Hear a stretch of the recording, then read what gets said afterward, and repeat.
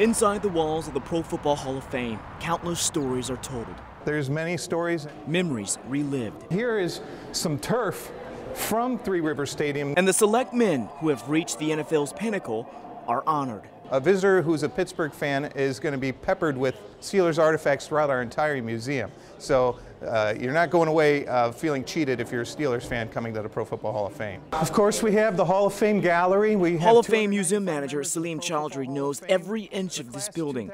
He took us on a tour to show us the Pittsburgh Steelers' storied history. Immaculate reception here of success that fills the halls. From the helmet of Hall of Famer Damany, which still has the battle wounds from 12 years as a center and guard, to the helmet and cleats of one of the toughest football players known, Jack Lambert.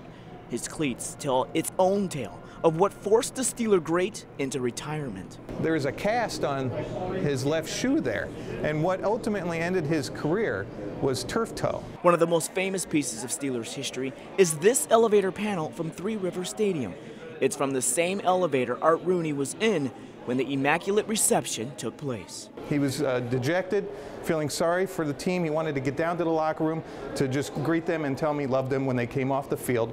So he gets into the elevator, goes down to the locker room, and that's when the play occurs. Along with the elevator panel, turf from the very spot the Immaculate Reception took place. It was great to see the helmets and the jerseys, and I think that just the Steelers, just the whole idea of what an impact they've had on professional sports and professional football, and the Rooneys. And the Hall of Fame has some new exhibits. You'll find the Super Bowl jersey and Super Bowl pylon from that memorable catch by Santonio Holmes made in Super Bowl 43.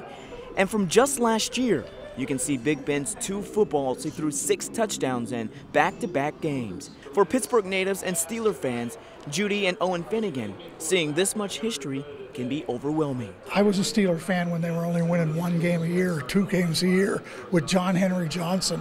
So to see him develop over the years into all the Super Bowl rings we have, it makes me feel good about the organization. We're here inside the Hall of Fame gallery, the bust of all 295 Hall of Fame inductees. Currently, there are 21 players from the Pittsburgh Steelers that have been inducted into the Hall of Fame.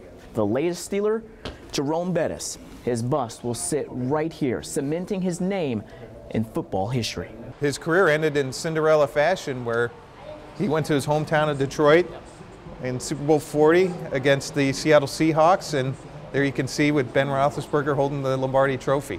What a great way to end a Hall of Fame career. Once elected to the Hall, Bettis sent memorabilia to Canton for it to be preserved. We have his Pro Bowl jersey from 1998. Jerome earned 6 Pro Bowl honors in his career.